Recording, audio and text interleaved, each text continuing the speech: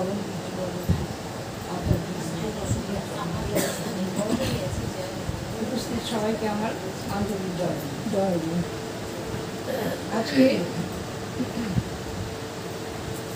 এই মায়ের বাড়িতে আমরা মাতৃ সম্মেলনে সমবেত হয়েছি। মাতৃ সম্মেলনে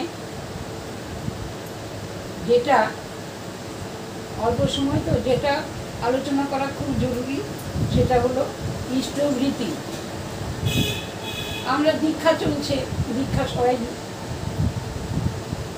নিচ্ছে, কিন্তু দীক্ষা নেওয়ার পর আমরা কিন্তু দেখা যায় যে যে দীক্ষা নিচ্ছে, যে মা যে ভাই দীক্ষা নিচ্ছে তাদের আর খবরাখবর নেই না, সে তাদের বা তারা ঠিক মতো ইষ্টভৃতি করে কিনা, তার কোনো অসুবিধা হচ্ছে কিনা ইষ্টভৃতি করার ব্যাপারে বা ঠাকুর ধরে তার কোনো অসুবিধা হচ্ছে কিনা সেটা কিন্তু আমরা বিরাট কাজ হয়ে গেছে।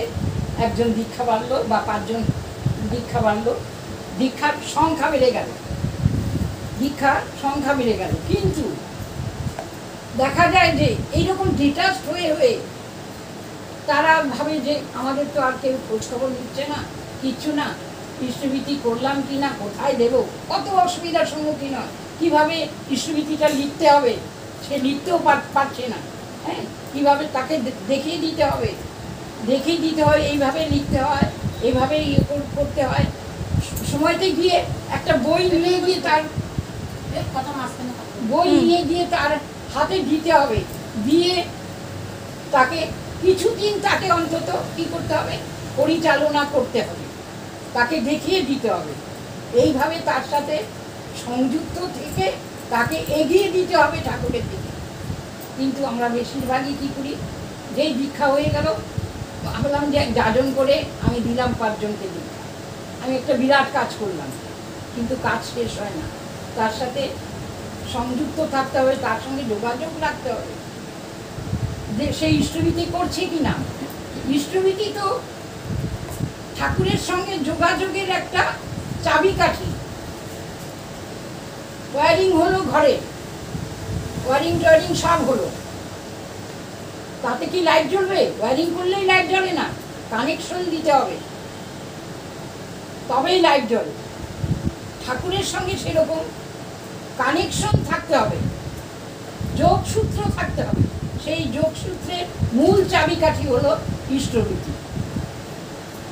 ইষ্টভৃতিটা কখন করতে হবে? অতি প্রত্যুষে। প্রত্যুষটা কি? ডাকে পাখি না ছাড়ে বাসা, উষাকালে করতে হবে। কিন্তু উষাকালটা কি? আমরা বলবো উষাকালই বা কি, প্রত্যুষটাই কি? প্রত্যুষ আমরা সকালবেলা মানে যদি করতে উঠে ইষ্টভৃতি করো, সকালবেলা তো হলো 7টাও সকাল, 8টাও সকাল, 9টাও সকাল, কিন্তু ঠাকুর বলছেন উষাকালে করতে হবে। সেটা আবার কি বলছে? কোন সময়টাকে উষাকাল বলে? ডাকে পাখি না ছাড়ে বাসা, তার নাম উষা। ওই সময় পাখি ডাকবে, পাখি বাসা ছেড়েও যাচ্ছে না, ওই সময়টা উষাকালে উঠে ইষ্টভৃতি করতে হবে। আর যে আমি বলছি, আমি অনেক বড় বড় কথা বলছি, কিন্তু আমি নিজে যদি না করি তাহলে কি হবে? আমার আচরণ ঠিক হলো না। আমি নিজে যদি না করি, বই পড়ে অনেক কথা বলে ফেললাম, কিন্তু আমি আচরণ করে দেখাতে পারছি না, তাহলে কিন্তু হবে না, সেটা যজন হলো না, যজন হলো না। উষাকালে উঠে নাম ধ্যান করতে হবে, প্রার্থনা করতে হবে, ইষ্টভৃতি করতে হবে, করে আমরা প্রাত্যহিক কাজকর্মগুলো সব করব, দেখা যাবে যে সব কাজ সুন্দরভাবে এগিয়ে যাবে। ঠাকুরের বাণী আছে যে জীবন যদি যায় রেই তোর, ইষ্টভৃতি ছাড়িস না, মরণ তরুণ এ নাম জপে, ওই নিশানা ভুলিস না। বলে জীবন যাওয়ার পথে গেলেও ইষ্টভৃতি ছাড়বে না।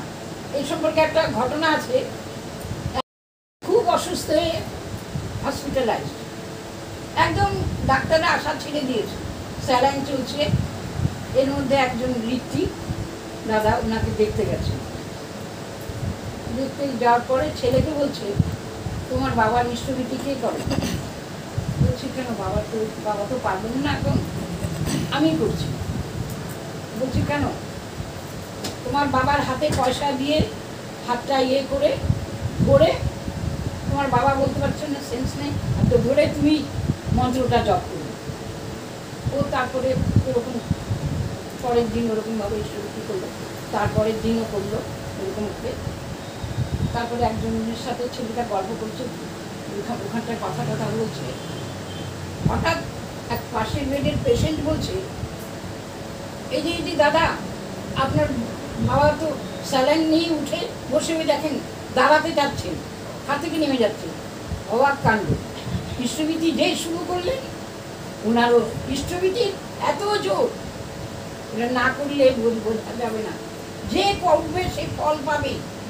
সেই জন্য এই যে আজকে দীক্ষাপত্র অভিযান যে চলছে, এর মূল কারণই কি? অবিন দাদা বলছেন যে গিয়ে গিয়ে সবার মাথায় ওটাই ঢোকাতে হবে, ইষ্টভীতি করো, ডিফল্টার যারা তাদেরকে আবার জাগিয়ে তোলো। কারণ এটা কিসের জন্য? এটা ইষ্টভীতি তো তার মঙ্গলের জন্য। এটা আমার আপনার অবিন্দার মঙ্গল না, এটা হচ্ছে তার নিজস্ব মঙ্গল। তারা মঙ্গলকামী, সবার মঙ্গল চাচ্ছেন তারা। সেই জন্য বলছেন যে সবাই যাতে ইষ্টভীতি করে, দীক্ষা নিয়ে যাতে কেউ ইষ্টভীতি না ছাড়ে, সেটা তারা বারে বারে এটার উপরে জোর দিচ্ছে। সেই জন্য এই যে ডিপি ওয়ার্ক চলছে, ডিপি ওয়ার্ক অনেকে ছেড়ে দিয়েছে। আমাদের প্রথম কাজ হলো কি, যে আমরা যদি জানি যে ডিফল্টার আছে, তাকে বারে বারে বারে বারে কানে ওই কথাটা বলতে বললাম। বাজে কথা বলে দিল, হ্যাঁ বাজে কথা বলে দিল কেউ, যে যান আপনারা পয়সা দিয়ে কি করেন জানা আছে, এসব বলবে কেউ, অনেকে অনেক কথা বলবে। কিন্তু বারে বারে যদি যায়, ভালো কথা যদি বলি, তার মঙ্গলের কথা যদি বলি, একবার না একবার সে শুনবেই। কাজেই যেতে হবে বারে বারে, যাতে ইষ্টভীতি না আছে। আর আরেকটা কথা, যে ইষ্টভীতি কিন্তু এখন তো খুব সুবিধা, উপযোজনা কেন্দ্র হয়ে গেছে। 30 দিনের দিন, প্রত্যেক ডেট এখন ফিক্সড। তারা কত চিন্তা করে, কত চিন্তার ভাবনা করে, যাতে কারো ইষ্টভীতি পাঠাতে দেরি না হয়, কেউ আগে না দেয়, কেউ পরে না দেয়। সেই জন্য পার্টিকুলার এখন একটা ডেট তারাই ঠিক করে দিয়েছে, এইভাবে ইষ্টভীতি দিতে হবে সবার জন্যই একটা ডেট। কাজে কে যদি ডিফল্টার হয়, আমার পাশের বাড়ি দীক্ষা নিয়েছে, আজকে কিন্তু ইষ্টভীতি পাঠিয়েছিস, জাস্ট এই কথাটুকু বলবো, এই কথাটুকুই বলবো, আজকে কিন্তু ইষ্টভীতি পাঠিয়েছিস, ব্যাস হয়ে গেল, তার মাথায় ঢুকে গেল। সেই এটা বলতে হবে, কারণ একটাই ডেট। কাজে কারো ইষ্টভীতি পাঠাতে কারো কোনো অসুবিধা নেই। আগে তো আমার ডেট একটা, আরেকজনের আরেকটা ডেট, আমার 30 দিন একরকম হবে, আরেকজনের আরেক রকম হবে। এখন তো তা নয়। কাজেই সবাই ইষ্টভীতিটার দিকে জোর দেবে। ইষ্টভীতিটা ঠিক। ঠাকুর বলছেন, এ বিশ্বে আছে যত নগরাদি গ্রাম, সর্বত্র প্রচার হবে এই সত্য নাম। কত বড় কথা! এই বিশ্বে আছে যত নগরাদি গ্রাম, মানে এই যে বিরাট ব্রহ্মাণ্ড, এই যে বিশ্ব। তখন এক ভক্ত বলছেন শুনে, ঠাকুর এই বিশ্ব কি এতটুকু? এই বিশ্বের সর্বত্রই প্রচার হবে এই নাম। ঠাকুর বলছেন, মুখ দিয়ে পরম পিতা বলে ফেলাইছে এটা হবে। আমার মুখ দিয়ে পরম পিতা, ঠাকুর তো নিজেই পরম পিতা, কিন্তু আবার বলছেন মুখ দিয়ে পরম পিতা এই কথা বলার, কাজেই এই নাম সর্বত্র প্রচার। এখন তো সর্বত্র বিদেশ বিভূষ, সর্বত্র আমেরিকা, আফ্রিকা, জার্মান, জাপান, কোথায় নেই, সর্বত্র কেন্দ্র মন্দির হচ্ছে, সর্বত্র কেন্দ্র আছে। এই যে কিছুদিন আগে দেখলাম আমেরিকাতেই তো সিঙ্গাপুরে গেলেন মা। হ্যাঁ? মা সিঙ্গাপুরে গেছিলেন, পূজনীয় মা। হ্যাঁ, সিঙ্গাপুরে গেছে। আমেরিকাতেও হচ্ছে, কি সুন্দর দেখাচ্ছে। ডাজনতলে তো সবই কি সুন্দর দেখাচ্ছে। তার মানে কি সর্বত্রই তো এই নাম প্রচার হচ্ছে। কাজেই আমার ঠাকুর সমস্ত রেডি করে রাখছে, কোথায় কোথায় কে দীক্ষা নেবে, ঠাকুরেরই সমস্ত রেডি করা। আমরা খালি গিয়ে কি একটুখানি আগাবো, তখন ঠাকুরই আমাদেরকে এগিয়ে নিয়ে যাবে পেছনে। আর আমরা যদি এরকমই দাঁড়িয়ে থাকি, কি হবে? আমার কাজ আমি করতে পারবো না। ঠাকুর রেডি করে রাখছেন। অর্ঘ্য অর্ঘ্য কে দিবে? ঠাকুরের রেডি করা আছে। আমার বাবা বলতে, তোমার ওই টাকাতে ঘন্টা হবে, তুমি না দিলা ঘন্টা হবে। বাবা টাকা রেডি করা আছে, যেতে হবে, যেতে হবে। আমরা যেতে পারি না, ঠিক মতো যাই না, বলতে পারি না, ইয়ে করতে পারি না, সেই জন্য আমাদের অর্ঘ্যটাও আমরা জোগাড় করতে পারি না। তাহলে সবাই ঠাকুরকে মাথায় নিয়ে চলবেন। ইষ্টভীতিটার উপর যাকেই বলবেন, ইষ্টভীতিটা ট্রেনে বাসে যেখানেই থাকুন।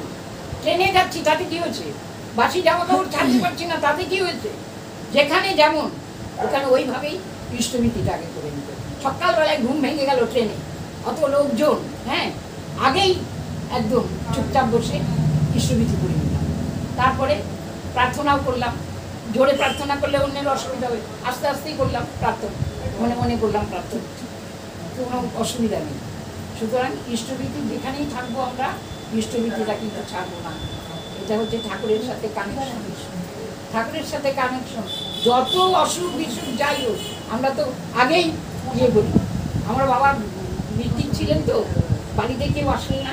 বাবা ওই যে আমাদের গুরু ভাই, বাবা কিন্তু গুরু ভাই কথাটাতে সন্তুষ্ট হতেন না। ইষ্টভীতি করো, একটা অ্যাটাক করতেন রীতিমতো, ইষ্টভীতি করো, বলে হ্যাঁ পাঠাও ঠিক মতো। গত মাসে কত তারিখে পাঠাইছো? তখন হচ্ছে ডেটগুলো এক একজন এক একজন, কত তারিখে পাঠাইছো? তখন হয়তো এত তারিখে, 27 তারিখে।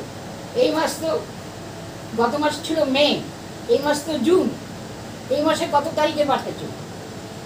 আগে 28 তারিখে।